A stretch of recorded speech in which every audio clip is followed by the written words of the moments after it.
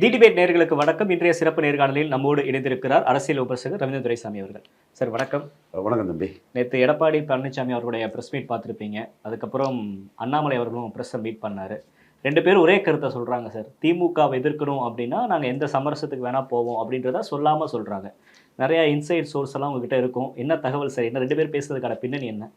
என்டிஏக்குள்ள எடப்பாடி வரட்டு, மோடி சொல்லக்கூடிய சிஎம் கேண்டிடேட்டை எடப்பாடி ஏற்றுக்கிட்டு பலத்தின் அடிப்படையில் சீட்டு பங்கீடு பண்ணலாம். இதுதான் பாஜக சைட்லேருந்து எடப்பாடிக்குள்ள கண்டிஷனாக இருக்கும். ஓகே, அதில் இதெல்லாம் எடப்பாடி திரும்ப தனக்கு சாத்தியம்ங்கிறத சொல்லுவார். ஏன்னா மோடிக்கு 2029 மக்களவை தான் முக்கியம். மக்களவையில் ஒரு 1-1 கொண்டு வரதுக்கு முயற்சி பண்ணுவார். அப்போ சட்டமன்றத்தில் எடப்பாடி பழனிசாமியை பலகீனப்படுத்துறது தான் மோடிக்கு ஸ்ட்ராட்டஜி.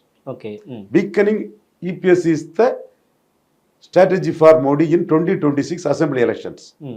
அதுதான் மோடியின் குரலா அண்ணாமலை ஒலிக்கிறாரு. மோடியை ஆட்சி வரணுங்கிறாரு. பெருந்தலைவர் காமராஜ் சொன்ன ஒரே குட்டையில் ஊறிய மட்டைகள்ங்கிறத அவர் 2 முறை சொல்லிட்டாரு. பட் அதிமுக வாக்காளர்களையும் அதிமுக 2ஆம் கட்ட தலைவர்களையும் தங்கள் பக்கம் எடுக்கிறதுக்கு அண்ணாமலை ஒரு அரசியலை பண்றாரு.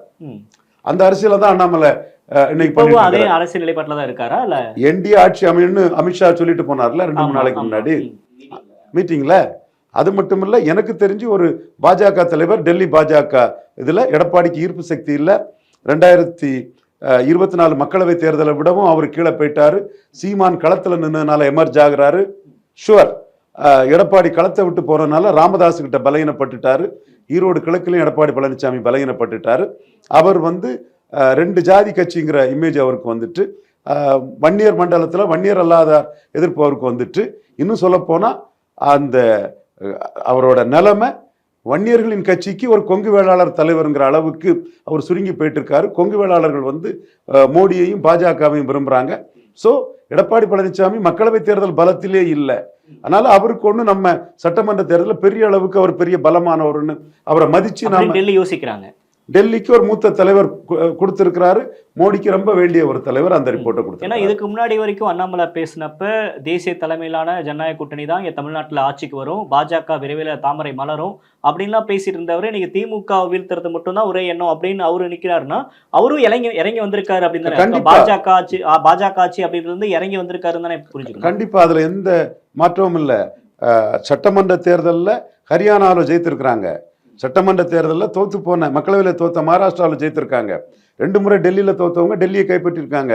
தமிழ்நாட்டுக்கும் பெரிய வியூகங்கள் இருக்கு. குறிப்பா வன்னிய குல சத்திரியர்கள் இந்து தர்மத்தில் ரொம்ப ஈடுபாடு கொண்டவங்க. பாஜகவுக்குள்ளே ஆர்எஸ்எஸ்க்குள்ளே இல்லை. நாடார்கள் ஆர்எஸ்எஸ்க்குள்ள பாஜகவுக்குள்ள 30 ஆண்டுகளா பெரிய அளவில் இருக்காங்க. வன்னிய பெருமாள்லாம் தென்மண்டல ஆர்எஸ்எஸ்ல விருதா இருக்காரு, பெரிய பொசிஷனாக இருக்கா. ஐயா தாழ்நிலை நாடார் தொடர்ந்து தென் மாவட்டங்களில் பெரிய அளவு ஆர்எஸ்எஸ்ல பெரிய அளவு இருக்கக்கூடிய ஒரு சமூகம் இந்த நாடார் சமூகம். ஆனால் இந்து உணர்வு இந்துத்துவாவில் பெரிய உணர்வு கொண்ட ஒரு சமூகம் வன்னியர் சமூகம். ஆர்எஸ்எஸ்க்குள்ள அவங்களோட பங்களிப்பு மெல்ல மெல்ல தான் வந்துட்டு இருக்குது. பாஜக நான் வன்னியர் பொலிட்டிக்ஸை நாராயணசாமி எல்லாத்தையும் ஆட்டை பிடிச்சி மாட்டை பிடிச்சி ஆட்டில போட்டு அங்கங்கே பண்ணி ஒரு பெரிய ஒரு பொலிட்டிக்கல் பைத்தானா நின்று பண்ணிட்டு இருந்த இடத்துக்குள்ள ப்ரோ வன்னியர் பண்ணி புதுச்சேரியில் இன்னைக்கு ஒன்று வன்னியர் அதிகாரம் வரக்கூடிய அளவுக்கு ரிச்சர்ட் போன்ற கிறிஸ்தவ வன்னியர்களும் அங்கே எம்எல்ஏ வரக்கூடிய அளவுக்கு நமச்சிவாயம் ரங்கசாமின்னு ஒரு அரசியலை புதுச்சேரியில் ஆர்எஸ்எஸ் பாஜக பண்ணியிருக்காங்கன்னா இங்கேயும் டாக்டர் ஐயாவை மையமாக வச்சு மந்திரமாலை, திரௌபதி அம்மன், டாக்டர் ஐயாவுக்கு ஒரு MOS 26க்கு மக்களவை தேர்தல் ஒரு 6 மாதத்துக்கு முன்ன இந்த மாதிரி பல திட்டங்கள் இருக்கு. இன்னும் பல திட்டங்கள் இருக்குது. இந்த திட்டங்கள் எல்லாம் மோடி சார்பாக மோடி 29 ஜெயிக்கணுங்கிறதுக்காக மோடி லாயலிஸ்ட் ரவீந்திர துரைசாமி அதை வெளி உலகத்துக்கும் சொல்றேன். அப்போ அவங்களால தமிழ்நாட்டுக்குள்ளேயும் 18% என்டிஏங்கிறத எடப்பாடியை கீழே தள்ளி மேலே உயர்த்திட்டு போக முடியும். இன்னும் சொல்ல போனா அண்ணாமலை அந்த நாங்கள் என்டிஏ ஆட்சியில் கல்லுக்கு அங்கீகாரம் கொடுப்போம்னு சொல்லும்போது தன் அண்ணன் சீமானும் கல்லை எதிர்க்கிறாரு, கல்லை ஆதரிக்கிறாரு, கல் இயற்கையான பானம்னு கல்லை லீகலைஸ் பண்ணுன்னு சொல்றாருங்கிறத அந்த இடத்துக்குள்ள சீமானை பற்றியும் ரவி பச்சமுத்து ஐயா அவர்களை பற்றியும் டிடி தினகரன் சகோதரரை பற்றியும் சொல்றவர் தம்பி சீமானை பற்றியும் அந்த இடத்துக்குள்ள அண்ணாமலை சொல்றாருன்னா பாஜகவும் எடப்பாடியை நம்பி ஒன்றும் இந்த 2026க்குள்ள இல்லை. அவங்க 2029க்கான ஒரு வீகத்தை 2026ல் வகுக்கிறாங்க. இவங்க நினைச்ச மாதிரி அண்ணாமலையே மக்களவை தேர்தலே அவங்க காம்ப்ரமைஸ் பண்ணல. இப்போ இன்னைக்கும் அந்த டங்ஸ்டன் இதுல வந்து அண்ணாமலை ஸ்கோர் பண்றாரு, அமைச்சர் அண்ணாமலை தான் இது பண்றாரு. என்ன உண்டு இது இவரு வேலுமணி இல்ல திருமணவில் அதிகாரத்தில் இருக்கக்கூடிய அண்ணாமலை தான் கொங்கு வேளாளர்கள் ஒரு பெருமையான அடையாளம்னு அத்தனை கொங்கு வேளாளர்கள் வந்து நின்றுட்டாங்களே. அதுல ஷாக் ஆனவர் தான் நம்ம சீஃப் மினிஸ்டரா இருந்தோம், நமக்கு இல்லாத மரியாதை செவன் மலை, ஏழு மலை, சென்னி மலைன்னு நம்ம சொன்ன அண்ணாமலைக்கு இருக்கு ஷாக் ஆனவர் தான் உடனே அந்த இதுக்கான முக்கியத்துவத்தை மறைக்கிறதுக்கு தான் இப்படி ஒரு இதை பண்ணியிருக்கிறாரு. சிச்சுவேஷன் பொலிட்டிக்ஸ் பண்றதும் டைமிங் பொலிட்டிக்ஸ் பண்றதும் எடப்பாடி பழனிசாமி கில்லாடி. அரசியல்வாதி என்ன சொல்றான்னு பார்க்கக்கூடாது, என்ன செய்யறான்னு பார்க்கணும்னு ஒரு கோட்டு உண்டு. அது வந்து ஒரு தலைவரை பற்றி இன்னொரு பெரிய தலைவர் சொன்னது. அது எடப்பாடி பழனிசாமிக்கு ரொம்ப நன்றாக தெரியும். இப்போ அவர் இதை சொல்றாருன்னா அண்ணாமலைக்கு வந்து அந்த வேலுமணி இல்ல திருமண விழாவில் கிடைச்ச மிகப்பெரிய மரியாதை அந்த சமூகத்தை சேர்ந்த தலைவர் பண்பாடுல நடக்கிற ஒரு விருந்தோம்பல், அதனால வரக்கூடிய மரியாதை வரவேற்பு அப்படி பார்க்க கூடாதா? அதையும் தாண்டி அண்ணாமலை பவர்ஃபுல்லா இருக்கிறாரு, தமிழ்நாட்டில் ஒரு அதிகாரமா இருக்கிறாரு, திமுக அமைச்சர்களுக்கு எதிராக பொலிட்டிக்ஸ் பண்றாரு, ஆளுங்கட்சிக்கு எதிராக பொலிட்டிக்ஸ் பண்றாரு, ஒரு பாஜக கட்சிக்கு ஒரு உருவத்தை ஏற்படுத்தி ஒரு சக்தி வாய்ந்த ஒரு விழால கொண்டா இருக்கிறாரு. நீங்க சொல்றதை பார்த்தா ஏடிஎம்கேவோட 2ஆம் கட்ட தலைவர்களே அண்ணாமலை விரும்புறாங்க, அண்ணாமலையோட கொஞ்சம் நெருக்கமா இருக்கு விரும்புறாங்கன்ற மாதிரி தெரியுது சார். கைப்புண்ணுக்கு கண்ணாடி தேவையா? நீங்க வெளிப்படையாவே அதை கோயம்புத்தூர்ல பார்த்தோம் இல்ல, எடப்பாடி பழனிசாமி எவ்வளவுக்குள்ள அதுல புழுங்கியிருப்பாரு, மனம் புழுங்கியிருப்பாரு அண்ணாமலைக்குள்ள இந்த வரவேற்பை பார்த்து. எடப்பாடி பழனிசாமி குடும்பம் எவ்வளவுக்குள்ள புழுங்கி இருக்கும். குடும்பத்தை பற்றி நான் இழுக்க விரும்பல, தனிப்பட்ட விவகாரம். பட் அந்த குடும்பத்தை சேர்ந்தவங்க அரசியலை தாண்டி நம்மளை பற்றி கமெண்ட் அடிக்கும் போது நம்மளும் பதிலுக்கு அதை ஐயரும் நாடாரும் என்ன செய்திட முடியும்னு அந்த குடும்பத்தை சேர்ந்தவங்க சொல்லும் போது அந்த குடும்பத்தின் எடப்பாடியின் வாரிசுகள் அண்ணாமலையின் புகழை கண்டு பொறாமப்பட்டிருப்பாங்கிறத நம்ம சொல்லித்தான் தீரணும். அப்ப எஸ்பி வேலுமணி அந்த பங்கன்ல அதிமுக முன்னாள் அமைச்சர்கள் நடந்து கொண்ட விதம் எடப்பாடி பழனிசாமிக்கு பிடிக்கல, ஒரு விதமான மனக்கசப்பை ஏற்படுத்தி இருக்கு. உள்ளுக்குள்ள புழுக்கம், அந்த புழுக்கத்தை தாங்கிக்காம தான் திசை திருப்பத்தான் அந்த பேட்டி அங்க வந்து சொன்னாரு. நார்மலாட்டே இருந்து சொல்லல, கொஞ்சம் டென்ஸ்டா இருந்தா இருக்கும் அந்த பேட்டியில பாஜக கீஜாக அப்படின்னு கொஞ்சம் டென்ஸ்டா இருந்தாரு பாத்தீங்களா. அந்த இதை திசை திருப்பணும். அண்ணாமலைக்கு இப்ப ஒரு இம்பார்ட்டன்ஸ் வந்துட்டுங்கிறது அவரால் ஜீரணிக்க முடியல. அண்ணாமலை வர்சஸ் எடப்பாடி பழனிசாமி, சின்ன கவுண்டர் வர்சஸ் பெரிய கவுண்டர், நிமிர்ந்து நிற்கக்கூடிய கவுண்டர் வர்சஸ் டேஷ், நீங்க பில்லப் பண்ணிடுங்க. அந்த போட்டி 26க்குள்ளேயும் இருக்கும். ஏதோ சும்மா இங்க 4 பேர் அரசியல் அது வேண்டாம், அது அந்த போட்டி இருக்கும். சார் எப்பயுமே கூட்டணி பத்தி பேசுறப்ப ஸ்ட்ராங்கா சொல்லிடுவாரு, பாஜகவோட எல்லாம் கூட்டணி இல்லைங்க, ஏங்க எப்பயுமே அதே கேள்வி கேட்குறீங்க அப்படின்னு தான் எப்பயுமே பேசுவாரு. ஆனா நேத்து வந்து ஒரு 6 மாசம் பொறுங்க எல்லாம் சொல்றேன் அப்படின்றாரு. அந்த 6 மாசம் என்ன சார் நடக்க போகுது? அவருக்கு டார்கெட் டாக்டர் ஐயா, பாமக. ஆனா நீங்க சொல்றதை பார்த்தா பாமக பிஜேபியோட தான் இன்டாக்டா இருப்பாங்கன்ற மாதிரி தான் தெரியுது. பாமகவுக்கும் நல்லா தெரியும், அது விடாக்கண்டம் கொடாக்கண்டம் கதை தான். 2 பேருமே டஃப் ஆர்கெய்னர். நான் எடப்பாடியும் குறைச்சி மதிப்பில்லை, டாக்டர் ஐயாவும் குறைச்சி மதிப்பிடலை. ஒரு கட்டத்தில் எடப்பாடி பார்கனிக்கு நான் உதவி இருப்பேன், ஆனால் இன்னைக்கு டாக்டர் ஐயா பார்கனிக்கு நான் உதவுறேன். ஆனால் நான் உண்மையை சொல்லி தான் உதவுறேன். டாக்டர் ஐயாவை 2009 வீழ்த்தினது என்னோட நாலேஜ் ஒர்க்கும் கலைஞர் கான்டாக்டும் கேப்டன் விஜயகாந்த் மையமாக வச்சு வீழ்த்தினோம். 2019 என்னுடைய கான்டாக்ட் சுனில் கனகூலே என்கிட்ட வந்து அந்த ஆலோசனையை கேட்டார். என் ஃப்ரெண்டு நாராயணசாமி பூபதி எல்லாம் இருக்கும்போது ஃபார்ச்சூன் ஹோட்டல் தான் வந்தார். நான் தெளிவாக விலைக்கு கொடுத்தேன். காங்கிரஸ் பிளஸ் திருமாவளவனே போதும், காங்கிரஸ் பிளஸ் பாமக எக்ஸ்பென்சிவ், ஸ்டாலினுக்கு நஷ்டம், இது லாபங்கிறத விலைக்கு கொடுத்தேன். அவரும் அதை காங்கிரஸ்காரங்கள்லாம் பாமக வேணும், பாமக இல்லைன்னா வடக்க ஜெயிக்க முடியாதுன்னாப்புல நான் ஆணித்தரமா 20 சீட்டு வடக்க ஜெயிக்கும், எந்த பிரச்சனையும் இருக்காதுன்னு சொல்லி கடைசியில் திருமாவளவனே போதும்னு ஸ்டாலின் தான் முடிவெடுத்தார். கலைஞர் குடும்பத்தை சேர்ந்த குடும்ப உறுப்பினர் ஒருத்தர்கிட்ட நான் கன்வின்ஸ் பண்ணேன். கடைசியில் அவங்க டெல்லி மேலிடத்தில் ஃபைட் பண்ணதுக்கும் என்னோட இன்புட்ஸ் எல்லாம் உதவிச்சு. அந்த அளவுக்குள்ள நம்ம 2009 19 டாக்டர் ஐயாவை வீழ்த்துறது, 98 அவரை கலைஞர் காலி பண்ணும்போது எண்டு ஜஸ்டிஃபைஸ் த மீன்ஸ்ன்னு அந்த கட்சியை காப்பாற்றி விட்டு 4 சீட்டை 5 ஆக்கி விட்ட கடமையும் துணைத் தலைவராக, செய்தி தொடர்பாளராக, அரசியல் தலைமைக்குழு உறுப்பினராக டாக்டர் ஐயா தூக்கி வச்சதுக்கு நான் அந்த கடமையும் செய்தேன். மனித நீதிக்கு மனித நீதி, இதையும் அவருக்கு எதிராக செய்தவன். ஆனா இன்னைக்கு 3வது இடத்துக்கு அவர் போன பிறகும் விக்கிரவாண்டியில களத்துக்குள்ள வில் பவரோட நின்னாரு. ஒரு வன்னியர் சமூகத்தை சேர்ந்த டாக்டர் ஐயா தன்னோட வில் பவரை காட்டி தோல்வியை ஒத்துக்கிடாம, நீ தோத்தாதானே, நீ தோல்வியை ஒத்துக்கிட்டாதானே தோத்தவன், இறங்கி சண்டை செய்யணும்ல, நான் நின்னாரு. களத்துக்குள்ளே வராம ஓடிட்டாரு எடப்பாடி பழனிசாமி. பாமக எமர்ஜி ஆயிரும், 10.5 பதில் சொல்ல முடியாம நம்ம போயிருவோம், 3வது போயிருவோங்கிற அச்சத்துல ஓடி இருக்க கூடாது. ராணிப்பேட்டையில டாக்டர் ஐயா வந்து வீழ்ந்துருவாரு, நம்ம 2வது கண்டிப்பா வருவோம்னு ஆற்காட்டு வீராசாமியை நிறுத்தி கலைஞர் வந்து ஃபைட் பண்ணாரு. டாக்டர் 3வது தான் போனார் ராணிப்பேட்டையில. நானே அன்னைக்கு பாமக அரசியல் தலைமை குழு உறுப்பு, செய்தி தொடர்பாளர், துணைத் தலைவர் களத்தில் ஸ்டடி பண்ணிட்டு அதர் காஸ்ட்ல உங்களுக்கு எதிர்ப்பு இருக்குங்க, வன்னியரை கன்சால்டேட் பண்ணுங்கன்னு சொல்லிட்டு போனேன், ரிப்போர்ட்டை கொடுத்துட்டு போனேன் அவர்கிட்ட. ராணிப்பேட்டையில் களத்துக்குள்ள இருந்தோம் நம்ம, வன்னியர் கன்சால்டேஷன் போங்க, அதர் காஸ்ட்ல எதிர்ப்புன்னு. 3வது வந்தாரு. ஆனா திமுக 2வது நின்றுச்சு. இங்க 36% வாக்கெடுத்த எடப்பாடி பழனிசாமி கலைஞர் ஜெயலலிதா மாதிரி ஒரு தலைவராக வர விரும்பக்கூடியவர் ராமதாசு கிட்ட, அது எதிரணியில இருந்த ராமதாசு கிட்ட களத்துக்குள்ள வராம களத்தை விட்டு ஓடுனதுல ராமதாஸ் எமர்ஜ் ஆயிட்டாரு.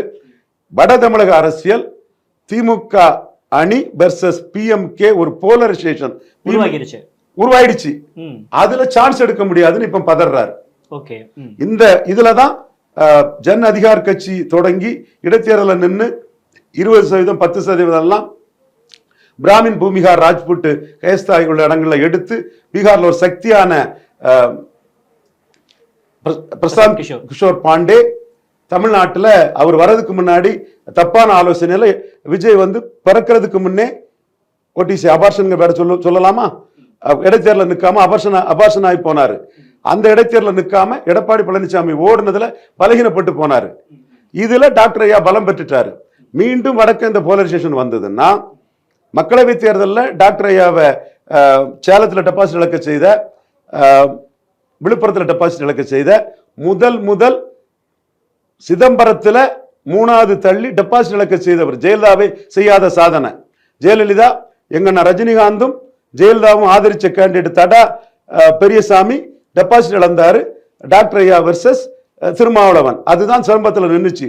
அந்த சிதம்பரத்தில் போலரைசேஷனை மீறி பாமக வந்து அதிமுக வந்து 2வது இடம் வந்து பாமக ஆதரிச்ச பாஜக டெபாசிட் போச்சு.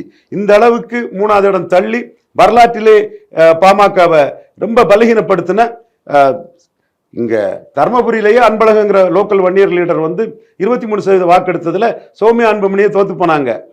இந்த நிலைமைக்கு பிறகு விக்கிரவாண்டியில களத்தை விட்டு ஓடுனதுல பாமக எழும்பிட்டு, டாக்டர் எழும்பிட்டு, வன்னியர் அரசியல் எழும்பிட்டு, அந்த இடத்துல அதிமுக கோட்டை விட்டுட்டாங்க. அதே மாதிரி ஈரோடு கிழக்குலயும் எடப்பாடி விழுந்துட்டாரு, சீமான் எழும்பிட்டாரு, தமிழகம் முழுதாக சீமான் எழும்பிட்டாரு.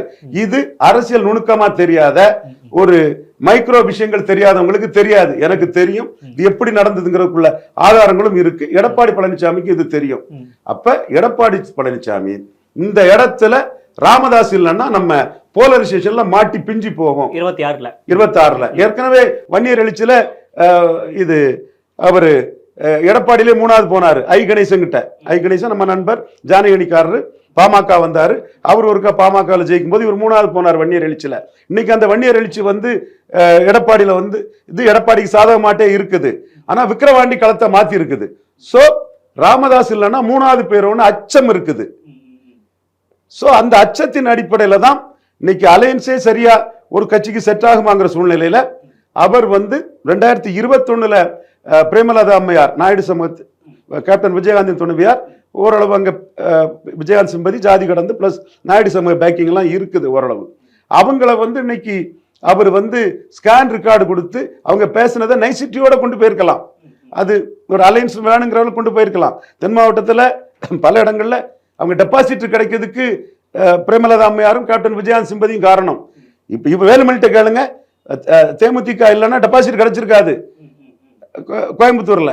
ஆனா அவங்கள அன்னைக்கு வந்து ஒரு ஜாதிக்கு இடஒதுக்கீடு கொடுக்க கூடாது, ஜாதிவாரி கணக்கெடுப்பு இல்லாம ஒரு ஜாதிக்கு இடஒதுக்கீடு கொடுக்க கூடாதுன்னு ஆணித்தரமா துணிச்சலா சொன்னவங்களை 2021ல கலத்தி விட்டுற மாதிரி 26லும் அவங்க முக்கியம் இல்ல, பாமக தான் முக்கியம்ங்கிற முடிவுக்கு எடப்பாடி பழனிசாமி வந்துட்டார். நீங்க கூர்ந்து பாத்தா வந்துட்டாரு.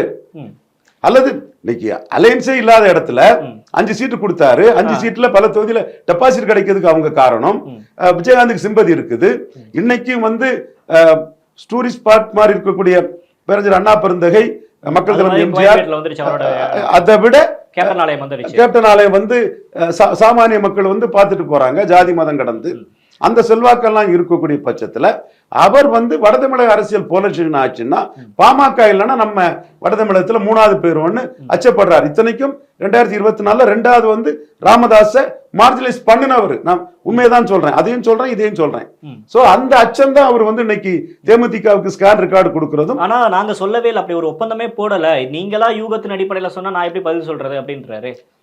அது உண்மையிலே அவங்க ராஜ்யசபா கேட்டு அப்படி ஒரு ஒப்பந்தம் போடலைன்னு சொன்னா கூட அன்னைக்கு அந்த போராட்டத்துக்கு அவங்கள வந்து ஜெயலலிதாவுக்கு கொடுத்த இம்பார்ட்டன்ஸ் கொடுத்த மாதிரி வச்சிருந்தாங்க. நம்ம பார்த்தோம். அந்த அம்மாவும் அந்த ஆளுமையோட தான் பிரேமலதா அம்மையார் நின்னாங்க. அதுல அவங்களே ஏற்கனவே ஒரு ஆளுமை உள்ள தலைவர் தான். பிரதமர் மோடியே 2014 அவங்க பிரச்சாரம் பண்ணதெல்லாம் பாராட்டி இருக்கிறாப்புல. தர்மபுரி தொகுதி வெற்றிக்கு அன்புமணியே கேப்டன் அவங்க பிரச்சாரம் எல்லாம் பெருசுங்கிறத பாராட்டி இருக்காப்புல. இந்த அளவுக்கு ஒரு ஒரு முக்கியத்துவம் கொண்ட ஒரு தலைவி தான். அவங்க கடுமையா வந்து 2024 பிரச்சாரம் பண்ணாங்க. அவங்க ஒரு கருத்தை சொல்றாங்க. அப்ப அதுக்கு வந்து பிஹைண்ட் தி சீன் கூட அவங்கள்ட்ட பேசலாம், பொறுத்துக்கிடுங்கன்னு கூட சொல்லலாம், எங்க நம்ம அக்ரிமெண்ட் இருக்குன்னு கூட கேட்கலாம். ஆனா வெளிப்படையா ஒண்ணும் இல்லைன்னு அவங்கள சினப் பண்ணதுக்கு காரணம், உங்களுக்கு ராமதாஸ் முக்கியம், வன்னியர் சமூக வாக்கு முக்கியம். நீங்க வன்னியர் அரசியலுக்கு சரண்டர் ஆயிட்டீங்க. வன்னியர் அரசியலுக்கு எடப்பாடி சரண்டர். எப்படி நாங்க ஒத்துக்கிட்டு இருக்க முடியும்? Mannar நாவிதர் queer Boer ஒட்டர் வேட்டுவ counter Urali counter தொட்டிய நாயக்கர் மருத்துவர் மங்களா முக்குவர் பரதவர் பர்வராஜ குல மீனவர்கள் இவங்களெல்லாம் ஏமாலியா? இவங்களுக்கெல்லாம் கேட்க ஆள் இல்லையா? பெரியார் மண் சொல்றாங்க. உண்மையிலே பெரியார் மாதிரி இருந்து இந்த சமங்களுக்கு கேட்குது ஐயா தாளிங்க நாடார், சுத்த வீரர், பயமரியா பச்சை தமிழர், சான்றோர்குல சத்திரியர், தெய்வீக திருமகன் ஐயா தாளிங்க நாடார் தொண்டனா வந்த ரவீந்திரன் துரைசாமி தான் தன் ஜாதி இல்லாத மற்ற ஜாதிகளுக்காக பெரியார் எப்படி சமூக நீதிக்கு நின்னாரோ அதே மாதிரி நிற்கிறாரு. நாங்க தான் இப்போ இந்த இடத்துல எடப்பாடிக்கு பெரிய செக்கா நிற்கிறோம். அவரு ராமதாஸ் கிட்ட சரண்டர் ஆகுதுக்குள்ள அரசியலை பண்ண வந்துட்டாரு. ராமதாஸ் கிட்ட அவரு வரலன்னா 3வது இடம் அவருக்கு சிக்கலுங்கிறது அவருக்கு தெரியுது. அது அவர் விருப்பம், சரண்டர் ஆயிட்டு போறாரு. 2021 முன்ன ஜாதிவாரி கணக்கெடுப்பு நடத்தாம அவர் கொடுத்தது தப்பு. அதை பிரேமலதா அம்மையார் கேட்டது சரி.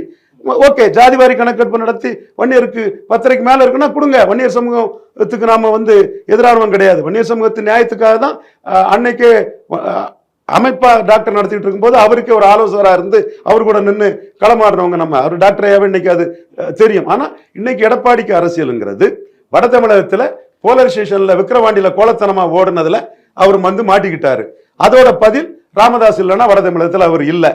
சோ அதற்காக தான் பிரேமலதா அம்மையார இவ்வளவுக்குள்ள ஒரு சினப் பண்ற மாதிரி பேசியிருக்கிறார். இப்ப நாளை நமதே வாய்மை வெல்லும் அப்படின்னு ஒரு போஸ்ட போட்டு டெலீட் பண்ணது அப்படின்றது அதற்கு எதிர்வினை ஆற்றுதானா? கண்டிப்பா எதிர்வினை ஆற்றதான். எங்களுக்கும் செல்வாக்கு இருக்குது, எங்களுக்கும் துணிச்சல் இருக்குது. எங்களே குறைச்சு மதிப்பிடாதீங்க. ராமதாசுக்குள்ள அந்த செல்வாக்கையே கேப்டன் விஜயகாந்த் வந்து தானே வீழ்த்தினாரு. அடினா அடிக்கிறதுக்கும், வெட்டுனா வெட்டுறதுக்கும், குத்துனா குத்துறதுக்கும் உனக்கு ஆள் இருக்கும்போது எனக்கு ஏன்டா ஆள் இருக்க கூடாதுன்னு துணிச்சலா ராமதாஸ எதிர்த்து கேட்டது மதுரை வீரண்டா மங்கம்மா பேரண்டான்னு வந்த மக்கள் தொண்டர் ஐயா அழகிரிசாமி நாடு மகன் விஜயகாந்த் வந்து தானே சிங்கத்தின் அந்த குகையில சந்திச்ச மாதிரி விருத்தாச்சத்துல சந்திச்சு ராமதாஸ முத தோக்கடிச்சு காட்டினாரு. அவரோட செல்வாக்கு தானே 2009 நாங்களே பயன்படுத்தி டாக்டர் ராமதாஸ வீழ்த்தது காரணமா இருந்தது. அன்னையில இருந்து இன்னைக்கு வர உள்ள அந்த பாமக தேமுதிக மோதல் இப்பவும் தொடருது. அந்த மோதல்ல தேமுதிகவை விட எனக்கு பாமக முக்கியம், வன்னியர் ஓட்டு முக்கியம், எடப்பாடியில நான் எம்எல்ஏ ஆகிறது முக்கியம்னு எடப்பாடி பழனிசாமி முடிவெடுத்திருக்காரு. பாமக என்ன டிசைட் பண்ணுவாங்க சார்? பாமகவோட ரோல் என்னவா இருக்க போகுது? அவங்களுக்கு பாஜக தான் கடைசி வரைக்கும் அப்படின்னு தான் டிசைடா இருக்காங்களா? ஏன்னா இன்னைக்கு அனைத்து கட்சி கூட்டத்துல கலந்துக்கிட்டாங்க. 2-3 விஷயங்களுக்கு பாஜக எதிராக ராமதாஸ் அவர்கள் அறிக்கை விட்டுருக்காரு. அப்ப அந்த கால்குலேஷன் எப்படி புரிஞ்சுக்கிறது? ஐயா என்னைக்கு பாமக எதிராக அறிக்கை விடாம இருந்தாரு? 14 பாஜகவுக்கு எதிராக ஐயா அறிக்கை விடாம இருந்தாரு. 14க்கு முன்னாடியும் விட்டாரு, 19க்கு முன்னாடியும் விட்டாரு. கூட்டணியில இருக்கத்தானே செய்தாரு. அவரு தமிழ் உணர்வுங்கிறதுல சமஸ்கிருத திணிப்பை எதிர்ப்பாரு, இந்தி திணிப்பை எதிர்ப்பாரு, மாநில உரிமைக்காக இருப்பாரு. என்னைக்கும் அவருக்குன்னு அந்த தந்தை பெரியாருக்கு பிறகு அவருக்குன்னு சில விஷயங்கள்ல சமூக நீதி வரலாறு இருக்குது. அந்த அதுல வந்து எனக்கு சில விஷயங்கள்ல முரண்பாடு இருக்குது. அந்த முரண்பாடை நான் வெளிப்படையா சொல்லக்கூடியவன் தான். அதுல என்னைக்கும் தயங்க மாட்டேன். யாருன்னாலும் தயங்காம என் முரண்பாட்டை சொல்லக்கூடியவன் தான். நான் வந்த இடம் அப்படி, நான் அந்த அமைப்பு அப்படி, அந்த தலைவர் அப்படி, ஐயா தாளிங்க நாடார் வழியில வந்தவன். பட் அவர் சார்ந்தவங்களுக்கு உறுதியானவர், அவர் கொள்கையில உறுதியானுப்பாரு. கூட்டணிங்கிறது வேற, தன்னுடைய மாநில உரிமையை பேசுறது வேற, இந்தியை எதிர்த்து பேசுறது வேற, சமஸ்கிருதத்தை எதிர்த்து பேசுறது வேற. இந்த மாதிரிப்பட்ட விஷயங்கள் அவர் என்னைக்குமே வந்து தயங்கி நின்றது கிடையாது. பட் அவர் கூட்டணிங்கிறது வெரி ஹார்ட் பார்கெய்னர். அவர் வந்து இந்த முறை ரொம்ப தெளிவா இருப்பாரு. அவர் இல்லாம எடப்பாடி பழனிசாமி எதிர்கட்சி தலைவர் அந்தஸ்தை தமிழ் மண்ணில் பெற முடியாதுங்கிறத ஐயாவுக்கு தெளிவா தெரியும். 2ஆம் கட்ட பாமக தலைவர்கள் எம்எல்ஏ ஆகிறதுக்கு எடப்பாடி கூட உடனே போகணும்னு நினைப்பாப்புல. பட் டாக்டர் ராமதாஸ் அவர்கள் வந்து என்டியூரன்ஸோட இருந்து அரசியல் பண்ணக்கூடியவர். என்டியூரன்ஸ் இஸ் எ வெர்ச்சுவல் பொலிட்டிக்ஸ்ங்கிற மாதிரி தன்னம்பிக்கையோட கொஞ்சம் கூட சலனப்படாம எங்க பெயரும் நம்மளை விட்டு வந்துதான் தீரணும் ஐயான்னு புரட்சி தலைவியும் முத்தமிழறிஞரும் நம்ம கிட்ட வந்துதான் தீரணும்னு அவர் கால் மேல் கால் போட்டு இருந்து தெம்பா இருந்த காலகட்டங்கள்லாம் உண்டு. பட் 2009 கடவுள் அருளும் மனித நீதிக்கு மனிதநீதின்னு நம்ம உழைப்பும் அவரை வந்து கீழே தள்ளிச்சு. என்றாலும் அவர் வில் பவர் உள்ளவர். அவர் வந்து எடப்பாடி தன்னிடம் வந்து தீரணுங்கிற அந்த அரசியல் சூழ்நிலை நன்றாக உணர்ந்திருக்கிறார். அப்போ வந்துதான் தீரணும் எடப்பாடி. எங்க போயிருவார் எடப்பாடி நம்மளை மீறி? இந்த விஜய், ஏட்டு சுரக்கா, இதெல்லாம் 4 பேரு அரசியல் தெரியாதவன் மேல்மட்டத்துல இருந்து ஏசி ரூம்ல இருந்து எழுதிட்டு இருப்பான். அது கதைக்கு உதவாது. போலீஸ் ஸ்டேஷனை கண்டே பயந்து ஓடணும். அந்த குழந்தை பிறக்கிறதுக்கு முன்னாடியே குறப்பிரசவமாய் தான் வரும். அதெல்லாம் பிரச்சனை கிடையாது. நம்ம தான் டிசைடிங்கிறதுல அவர் தெளிவா இருப்பார். டிசைடிங்னா எடப்பாடி 3வது இடத்துக்கு போகாம டிசைட் பண்றது. 3வது எடுப்போம். அப்ப ஏதோ ஒரு வகையில பாமக அதிமுக உதவுவாங்கன்றீங்களா? அதுக்கான பெரிய விலையை எடப்பாடி பழனிசாமி கொடுத்தாகணும். பெரிய விலை என்ன சார்? கூடுதலா என்ன? லாஸ்ட் டைம் 21 சீட்டா இவ்வளவு கொடுத்தாங்க. 40-50 கேட்பாங்களா? 35-40 சீட்டுக்கு மேல தெளிவா கேட்பாரு. அந்த அளவுக்கு நடக்குமா? பாஜக 50-55 சீட்டு கொடுப்பாங்க.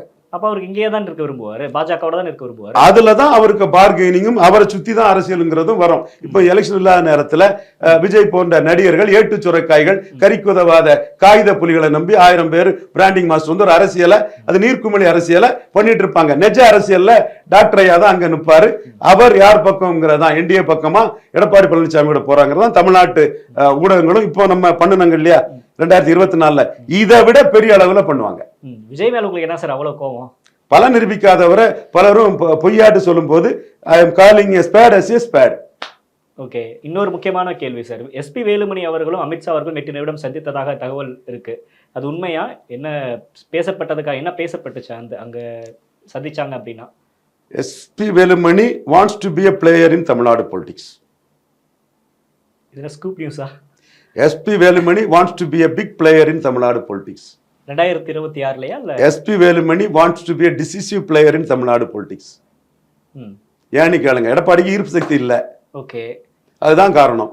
செங்கோட்டையன் இயல்பாட்டே அதிமுக தொண்டர்கள் மத்தியில ஒரு செல்வாக்குள்ளவர், மணிப்பவர், மற்ற சில பவர்கள் எல்லாம் SP வேலுமணிகிட்ட இருக்குது. ஸோ அந்த இடத்துக்குள்ள எடப்பாடி பழனிசாமி ஒன்று ஓட் கேச்சர் இல்லை. அவர் வந்து விக்கிரவாண்டி இடைத்தேர்தலையும் ஈரோடு கிழக்கையும் இடத்திலும் சந்திக்க முடியாத தலைவர். சீமான் கிட்டே ஃபீல்டை விட்டுட்டாரு. கமலஹாசனும் தினகரனும் 1% இருந்த சீமான் கிட்ட ஃபீல்டை விட்டு 8%க்கு சீமானை கொண்டு நிறுத்தின மாதிரி இவரும் ஃபீல்டை சீமான்கிட்ட விட்டுட்டாரு. இன்னும் சொல்ல போனா டாக்டர் ராமதாஸ் கிட்ட விக்கிரவாண்டி ஃபீல்டை விட்டுட்டாரு. சீமான் கிட்ட ஈரோடு கிழக்கு ஃபீல்டையும் ஓரளவு விக்கிரவாண்டி ஃபீல்டையும் சீமான் கிட்ட விட்டுட்டாரு. இதெல்லாம் செங்கோட்டையனுக்கு தெரியுது. செங்கோட்டையன் களத்தில் இருந்து வந்த அரசியல்வாதி, தொடர்ந்து வெற்றி பெறக்கூடிய அரசியல்வாதி. ஒரு தடவை மட்டும்தான் ஸ்லிப்பானாரு. எம்ஜிஆருக்கு தொண்டர், ஜெயலலிதாவுக்கு விசுவாசி. அவருக்கும் தெரியுது. கள அரசியல்ல பெரிய ஆர்கனைசரா இருந்த வேலுமணிக்கும் இது நல்லா தெரியுது. தனக்கு ஒரு ரோல் இருக்குன்னு வேலுமணி நினைக்கிறாரு. he wants to be a big player in Tamil Nadu politics. Sir, இப்போ எடப்பாடி பழனிசாமி கரிஸ்மேட்டிக் லீடரா இல்ல அப்படின்னு நீங்க சொல்றீங்க அப்படின்னா எஸ்பி வேலுமணி மட்டும் எந்த இடத்துல அது மாதிரியான இடத்துக்கு வந்துட்டாருன்னு நினைக்கிறீங்க? ஆர்கனைசிங் ஸ்ட்ரென்த் தான். அதுல 24ல SP வேலுமணியை விட ஐயா எடப்பாடி பழனிசாமி மேல். சேலம் 38%, தர்மபுரி 23%, நாமக்கல், கள்ளக்குறிச்சி எல்லாம் வந்து 35-40 வந்துட்டார் மேல். காலேஜ் பேட், எஸ்எஸ் பேட். எடப்பாடி பழனிசாமி டெபாசிட், வேலுமணி டெபாசிட் தேமுதிக இல்லைன்னா டெபாசிட் வேலுமணிக்கு சிக்கலாயிருக்கும். பட் 21ல பெரிய ஆர்கனைசரா இருந்தவர்.